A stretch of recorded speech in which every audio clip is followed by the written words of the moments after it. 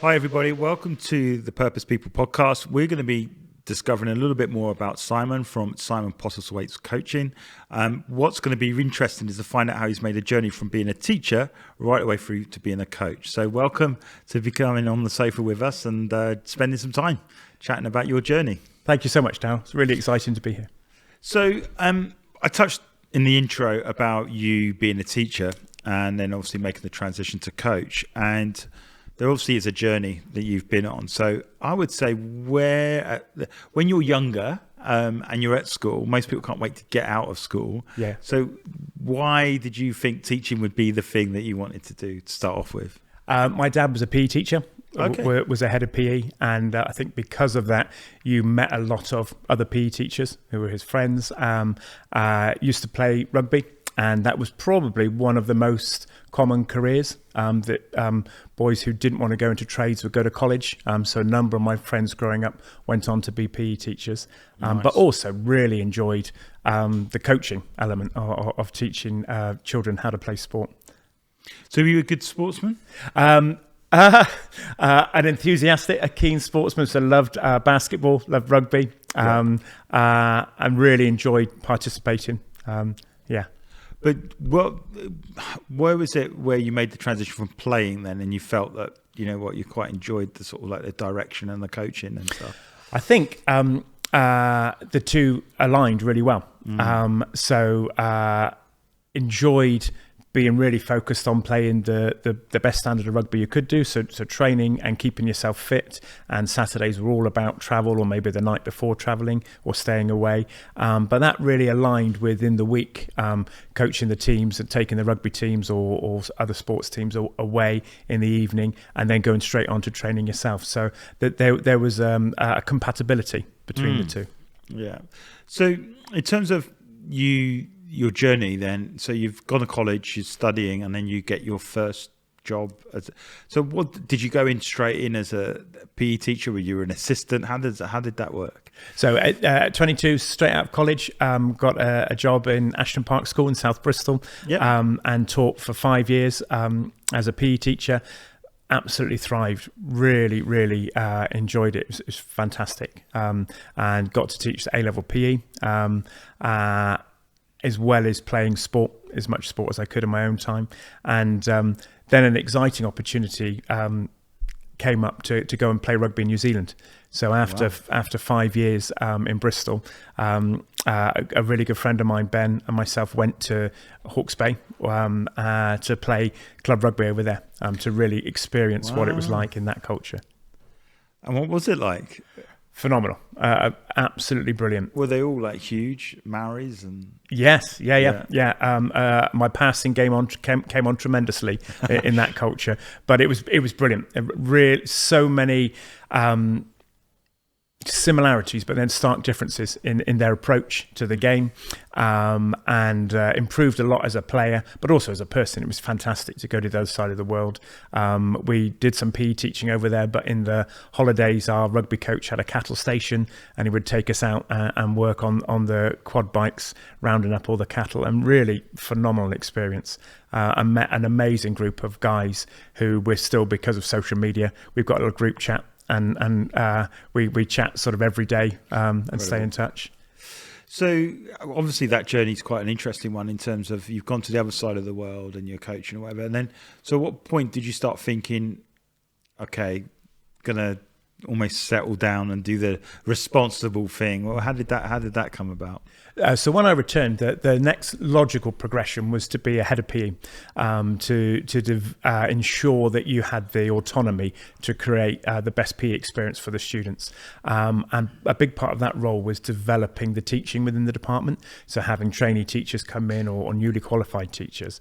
And that became a real passion in terms of observing people's lessons and providing the feedback. And there's different approaches to it. It could be very accountability focused of, these are the things you didn't do well. But coming from a coaching perspective, a lot more developmental, to try and say, I really like this. This was really effective. I wonder what would happen if you were to tweak this, and to have much more of a coaching conversation, and then be able to be invited back in after a few more lessons to see that development.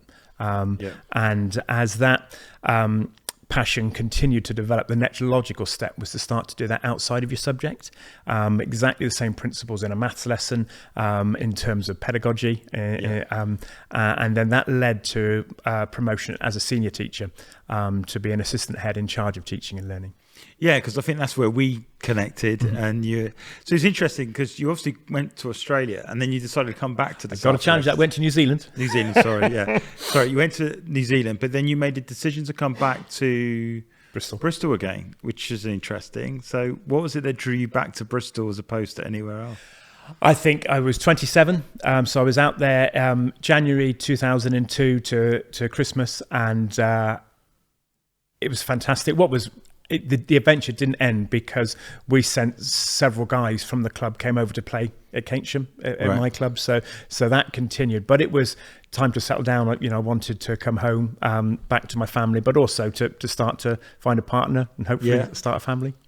Yeah. So we met at Bridge Learning Campus, and you were in the workshop that we did, like the Purpose Playbook workshop, and as an assistant head, there's a lot of challenges just for the head. He's got an incredible job that he has to do there.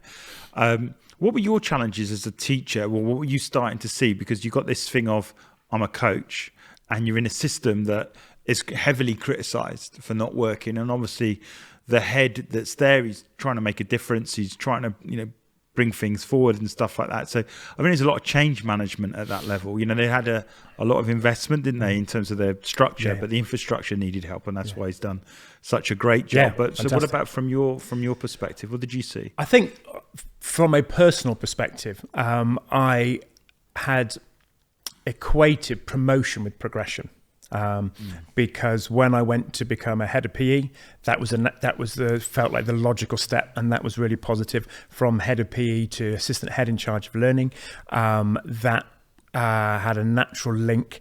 I then went for the next promotion, which was a deputy headship, and that started to, and this would be quite a common thing, you start to get further away from the things you were good at. Yeah. So more involved in the larger strategic staffing, learning how to timetable. And it was interesting learning new skills, but I was getting further away from the things that really ignited my passion. So less lesson observations, less people development, and more involved in the nuts and bolts of running a school. Yeah. And I've had to reflect that as you became much more operationally busier, that's when you should really cling on to the things that you were doing that were keeping you sort of energized. So I did some rugby coaching with Bristol Bears, but as someone who's more busy, I was like, no, I need to spend more time in the office, and reached a point where wasn't perhaps working as effectively as I had been in the past, and wasn't doing as much development of pedagogy, or the things that really sort of ignited my passions. So started to then think, around the time we met you, what are my other options? Because as a deputy head, sort of the next option is, do you go for headship? So started to look at some of those posts, but then really did some research into a leadership coaching qualification to start to look at how I could utilize those coaching skills in a wider field. Yeah, because I mean, as I said, where Bridge Learning Campus is situated, there is a lot of change management, and it's obviously dealing with Bristol, because it's on the poorer side of Bristol. It carries with it its own reputation, so to speak.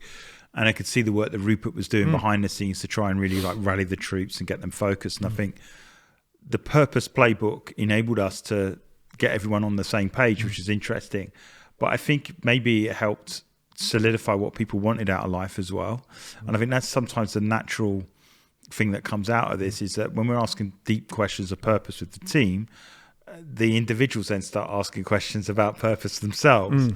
So when we found out that you were moving on, it was like, okay, so what's he moving on to? So you took a brave decision to sort of go after what was really that decision where you had to make, or we felt you were going to make it. And then at some point you had to go and have that conversation with Rupert. So how did that go?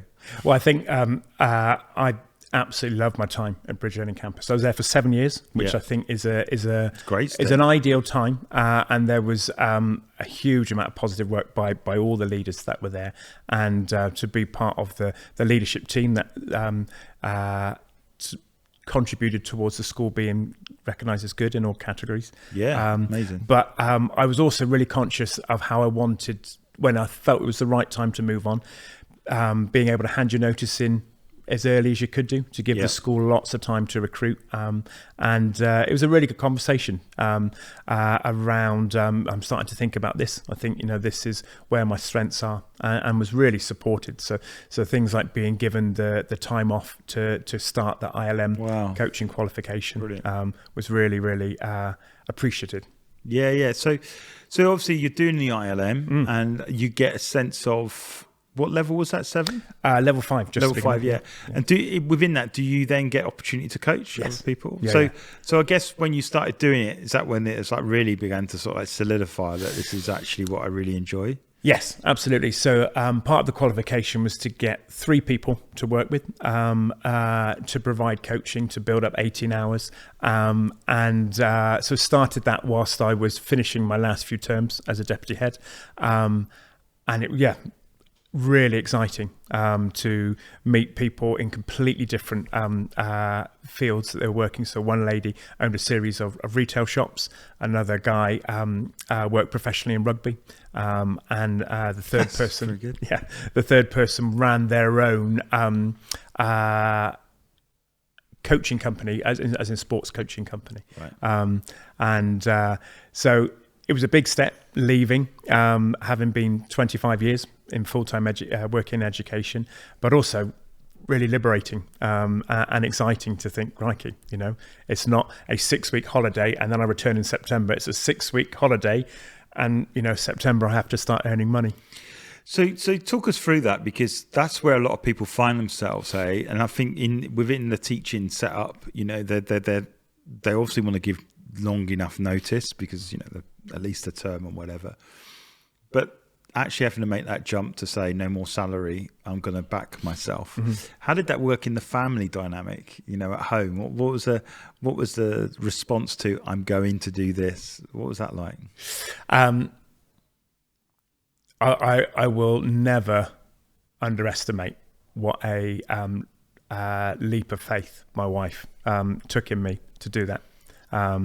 Heidi, we had lots of discussions. She knew this is what I wanted to do, and to back me is fantastic, and not something I'd ever take lightly, because it was a huge thing, because there's so many things you can start to think, what if a car goes wrong, what if I injure myself, there's no sick pay. To intensify it, she runs her own business. She runs her own dancing school.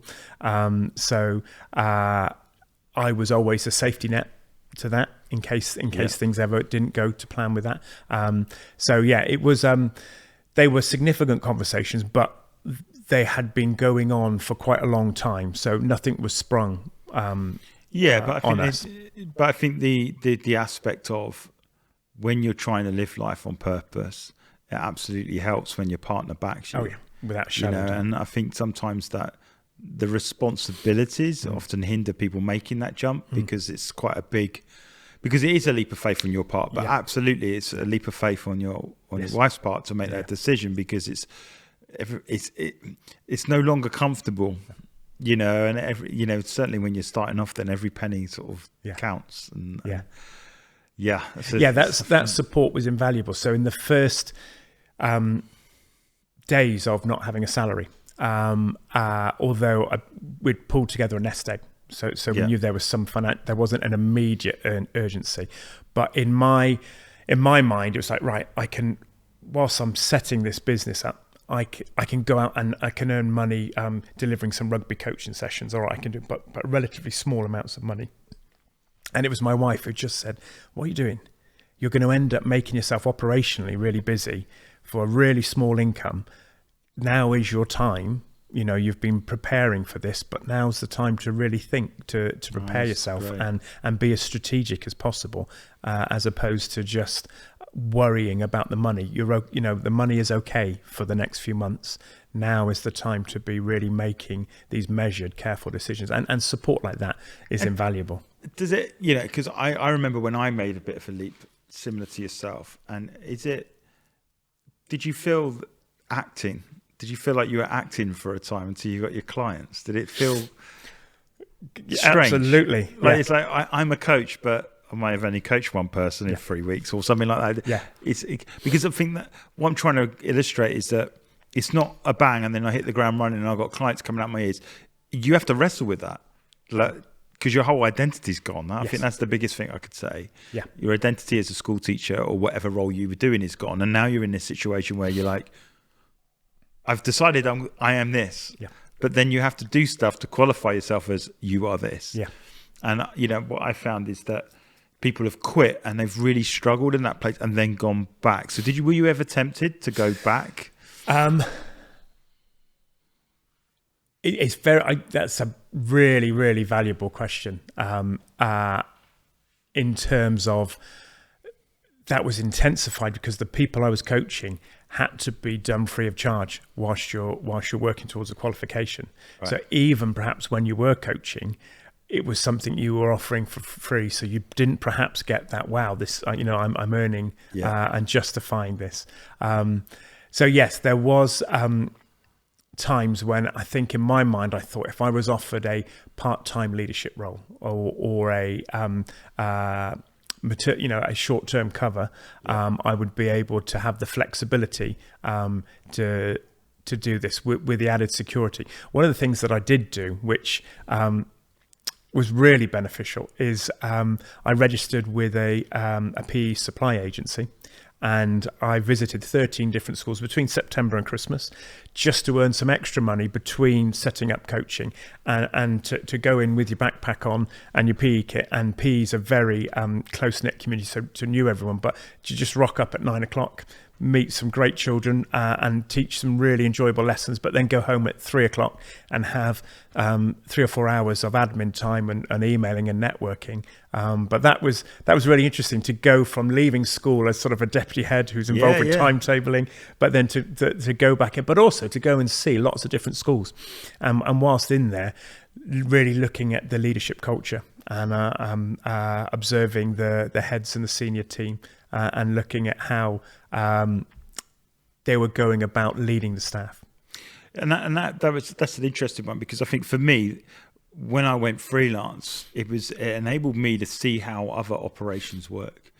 So I freelanced in some large banks, for example, that one of the large banks had an entire floor. Half was marketing and half was the creatives, and they literally did everything. And they had multiple brands underneath their umbrella, but I got to understand how they filed stuff at scale, how they brief stuff at scale, how the departments work together. So I think when you are not actively doing it straight away, it's to say there is a learning process and to enjoy it, because you won't get that time back. I bet you look back now, knowing what you know now, you think, I should have enjoyed it more, because there was much, it's great what I'm doing now, but I had a lot of flex then. Yeah. Oh, I think, to be fair, I enjoyed it at the time. I did enjoy meeting new people, going into new environments, reconnecting with old colleagues, and then having those sort of on the gate conversations with the head teachers and the senior team.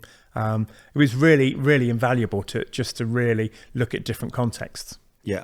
I think for me, it was the ability to come in as a gun for hire and not get involved in all the politics and all that sort of stuff. And then you went and I didn't have to deal with that sort of stuff, So that was cool. Yeah. So you're obviously doing your ILM. You get through the ILM, and now you are essentially a coach.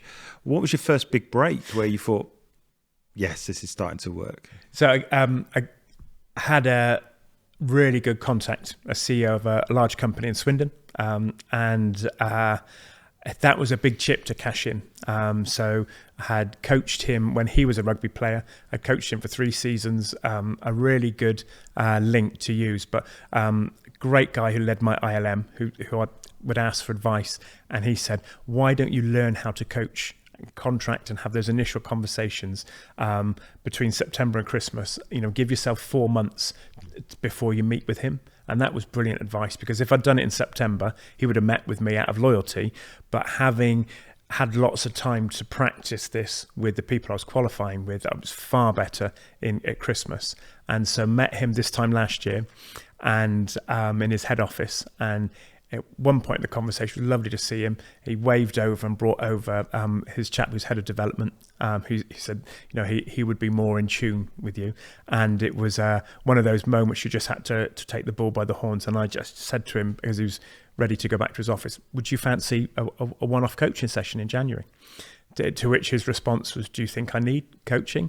I said, I think anyone would benefit from a coaching session. And so we scheduled it at the start of January. And I'd given him some things to think about ahead of the session around his needs for professional satisfaction. We had a 2-hour session in his office, which went really well. And I'll never forget, he sort of spun round at the end of it and thought for a while. And he just sort of said, this is the missing piece. I've never had the opportunity, having been here for 15 years, to talk about my context, to talk about the relationships here with such complete understanding and confidence, because you're external to the organisation. Yeah. And he then said, give me some time, and I'll think about how we can utilise you. And that's probably a lesson I've really learned well, is that patience. Yeah. Because you come home thinking, this could be it. But you don't want to then chase and it's trying to engage but not sound desperate. Yeah. Right? And so interestingly, a week later, there was a really good blog around some of the things we talked about, and it was good to send that and to say, follow this sort of echoes with our conversation. But it was 5 weeks later where I was walking the dog in the woods and got the email come through. Can you come in? There's 20 of our managers we'd like you to work with as a coach. Would you be open to designing a 360 review? I've been thinking about, but would love for you to design it and implement it. And I was coaching there this morning in their Bristol branch. Amazing. And I think the thing I like what you said there was that, do I need a coach? And I think a lot of people, particularly in the UK, don't understand the need for a coach. And yet, looking back, how I've grown as a person is as a result of having people coaching me. And in America, I always use this example, they got no problem with it. It's almost like they call it therapy or coach or whatever it is, but they've always got someone outside of their circle that they're bouncing off of or talking or sharing with. And that's like normal. Whereas in this country, it's like, well, why did you want to do that? It's a very different thing. So when you hear like schools doing that, it's very forward thinking in a sense, and necessary, because they're under a lot of pressure. They've got to deliver results, and they need to talk to people. And I think, as a leader, when you're trying to solve those problems under a huge amount of pressure, you just need someone to talk to, really. It's a lonely job, because you don't want to bring it home with you, do you? No. Yeah.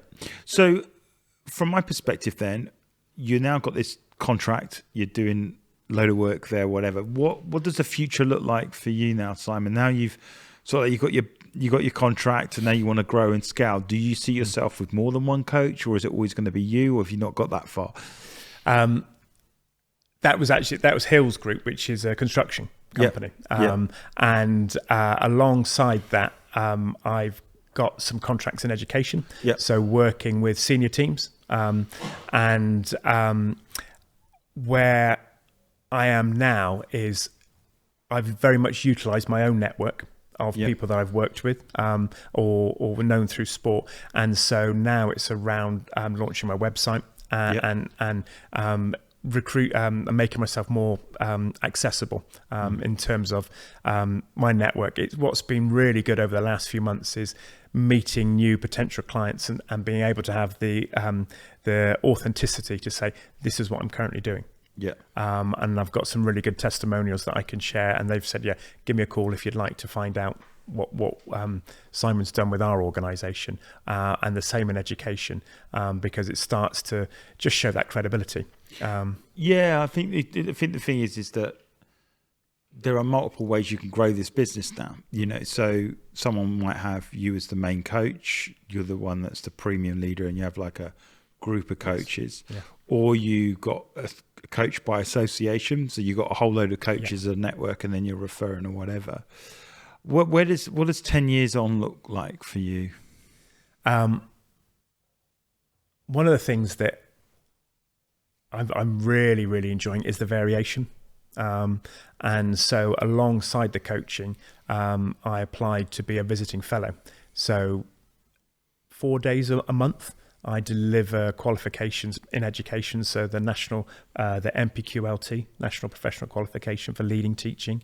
And that is really nice to be back working in education in a coaching training capacity. I really enjoy the variation that has in terms of I can be working in construction industry, waste management at a depot with Hills, and then in the evening delivering a clinic with teachers, and then the opportunities that this provides to say yes to new things which you couldn't perhaps as a teacher, and at the moment, it's had a conversation with a friend who started his own business, and his mindset, we're both sort of late 40s, his mindset is to grow it as much as he can and sell it at 55 years and retire. At 55 and retire. Yeah. Mine is a complete contrast. This is so enjoyable and a different pace in terms of being able to manage your own schedule, or being able to say that, there's three quite big busy days there. If I was to put an admin day on the fourth one, that will really balance my week nicely. And so someone said to me, and I'm in complete agreement, you could do this to your 70. Yeah, I'm really, really enjoying the nature of this work and how engaging it is. So I think having the capacity to keep working with people and organizations that you align with is hugely exciting. So, I like that, because you get the conversation that goes around the root of purpose. And I think when you discover purpose, retirement's not necessarily the key thing that's in your head. No. So would you say you're living life on purpose now? Absolutely. Yeah. Absolutely. The energy, the enjoyment that you get from coaching. I remember thinking about working with fabulous people who are quite operationally very busy, have a lot to deal with, and just being able to give them the opportunity to step out of the operational and to articulate their context or their current concerns. And the first time they've maybe talked out loud about it, you can start to see them thinking about it, and just being able to pick out that key question that unlocks a trail of thought. And it's the moment where they sit back. And one colleague was, by their own admission, was perhaps micromanaging the managers beneath them, and was saying that he had to write their 2 development plans for the people beneath them, and being able to just go, why do you need to do it? And plant that seed that you could start to have some stewardship type delegation, where you actually make it really clear what you expect, but then give them the time and the autonomy to do it. And then when you meet back with them, have the trust to say, like, I want to hear what went well, and anything that didn't go to plan, what did you learn from it? And ironically, I'm coaching both of those managers as well, and they're really thriving with the amount of trust that they've been given. So being involved in those conversations and being able to support other leaders just as a coach is phenomenal. So what obviously there are different ways of coaching. So there's obviously on Zoom now, which is one thing. Going to see people face to face. What do you enjoy? Because one of the things I do is sometimes just going for a walk. Walking and talking is quite a good way to just take you to a different space, and you almost like got your mind on the walk, but it's easier to talk, if that makes sense. Yeah. Steve Jobs was quite famous for doing that with his leaders and stuff. So what's your approach to coaching? Is it face to face? Is it sat opposite each other on a desk, or what's your sort of? I do everything I can to avoid doing it remotely, unless that's the really preferred option for the coachee. So I'm really happy to travel, and I see that as a really important part of the process. I haven't yet explored coaching sessions. Well, I'd be really open to that. I think that you're going to stimulate a lot of creativity around that. I certainly in the first few sessions do everything I can to make it face to face, to build that rapport where you can sort of start to work out the energy and what that person needs from the session. A lot of my sessions have been, the first 2 hours have been just to sort of open up and just let them talk, and just make some key notes and just say, right, okay, well, it's every 6 weeks we've scheduled that, but that's flexible. In 2 weeks' time, should we meet to unpick this first thing you've talked about? So I really, it works best when you can do it face to face. Yeah, no, I'd agree. I think the other aspect, I was talking to someone, I was talking to Ollie actually. I can't remember the name. So Ollie's my business partner in Humans. Yeah. You've met Ollie. And he was talking about an individual that made a bit of money and bought a luxury car, like a crazy luxury car. It might be in a Rolls Royce or something like that. And he made the decision that he put all his money on that, because then what he'll do is he'll coach in the back of the Rolls Royce. And that was his unique selling point. Yeah. So like everyone's like, oh, you're the coach for that. And he grew his coaching business just by doing something as creative as that. Yeah. As I said, there's the walking and talking. Yeah. There's different methods, but I like the fact that you said, look, I'll do everything I can to coach someone face to face. And I think there's a lot to be said about the body language, the being in the same room as someone and talking and working through. What about you in terms of, is there a model or is there a methodology that that you see great results with? Is there something that you go, if there's a bit of value that you could offer the audience today with a coaching tool or a coaching tip, what would it be?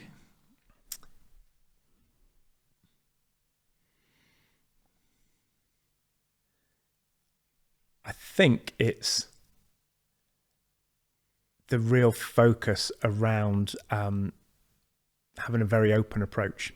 There might be security to say, right, I can do a 6-session plan, and by session 4, if I'm working with Darryl hypothetically, and the issue might be around perhaps being at a glass ceiling career-wise, we can have a plan. But I wonder if you're writing that slightly for yourself, as the coach, and making sure you're absolutely as present as you can possibly be, to work out what it is they need from that session, and what will be the most helpful thing for them. And that's something that I make sure that I ask each session. We've talked about, hypothetically, right, we're going to do about how you've requested a session on managing difficult conversations. Is that still the case? And often it's, but this job's come up. There's a job come up. Could we talk about that? And having the flexibility around that. And within that, and a very long-winded answer, is staying within the coaching model, and really being able to add value to their thinking. And one of the favorite questions is, what would you gain and what would you lose from doing that? And not filling the silence, and letting them really, really think deeply. Some of my favorite coaching sessions as an assistant head with heads of department would be when someone would come in, they'd talk, and you would maybe just give some sort of, okay, do you? Without any judgment. And then they leave, oh, thanks, you've helped massively. And all you've done is given them the opportunity to articulate their thoughts and concerns and ask 1 or 2 key questions that have helped unlock the issue. Yeah, it's interesting. I saw a clip of Louis Theroux, who does the interviews, and he interviews somebody, I can't remember who it is, but he said he's most comfortable in silence, the awkward silences. And I think there must be a lot of awkward silences in coaching, and then you're like, well, have I asked the right question? Not, but you got to hold. And then, someone talks or shares out. And as you said, sometimes it's just about talking things out. And then, as you said, they've never had the opportunity to talk out what they're going through, and then they hear themselves. And sometimes you leave it long enough, they hear themselves speak, and then they fix the problem. And then you're like, oh, thanks so much for that, Simon. But the reality is you've given them the space or the permission to just be open and honest. So brilliant, Simon. And also to be able to collate their thoughts. Yeah. And then be able to reflect some of the key things they've said. And there's some really good practical questions, what would you do if you didn't have to consider anyone else's emotions? Right. What would you do if finances were unlimited? Yeah. And just by changing the lens that people look through, that last one, for example, people often come up with something that doesn't require much money, but you've just posed a slightly different question, and that's helped unlock the issue. And sometimes the issue might be that I need money to get it done, but then actually you don't. Like I remember one of my team talking about me going to California, and it was like, well, why aren't you going? And obviously the first thought is, oh, it's a bit of cash. But when I actually said, doubled down on that, I found out an old credit card that had loads of points and so on and so forth. And it was almost something I was allowed to or was able to do it for a lot less than what I already thought. But had I not been asked that question, in my back of my head, it's like, this is the fixed mindset and fixed point on, I can't go because it's cost too much money. It's not the right time now. I will need to invest in X, Y, and Z. But actually, I had the money somewhere else because I saved it up in a sense. So, it's really cool. So, I mean, for me, leading leaders is obviously something that you absolutely enjoy. What would you say is sort of like the biggest trend you see in sort of like the coaching circles, or the thing that comes up most, as in for individuals going through trying to get to the next level? What's the consistent sticking point that someone has? Time management. And blending the operational versus the strategic. And within that, doing more work for other people because they're becoming, right, there's so much to do, so let's just do the work. And one of the most common conversations with leaders is around prioritizing their time management and starting to explore tools that they can use to manage their time more effectively. And then subsequently lead through others more effectively in terms of their delegation. But very often you hear, it takes too long to explain it, so I can just do it myself. And then to be able to pose that question, but you'll always have to keep doing it themselves. And if you keep doing it yourself, no one knows that there's anything wrong. So you're caught in this perpetual trap of just keep doing it and stuff like that. Well, Simon, how would someone get in touch with you? I know you've got a website coming soon, so by the time this comes out, obviously you'll be up and live, but you just point us in the right direction. It's Simon Postlethwaite, coaching.com, and also on LinkedIn. LinkedIn's a good place to connect as well. So thank you so much for your time.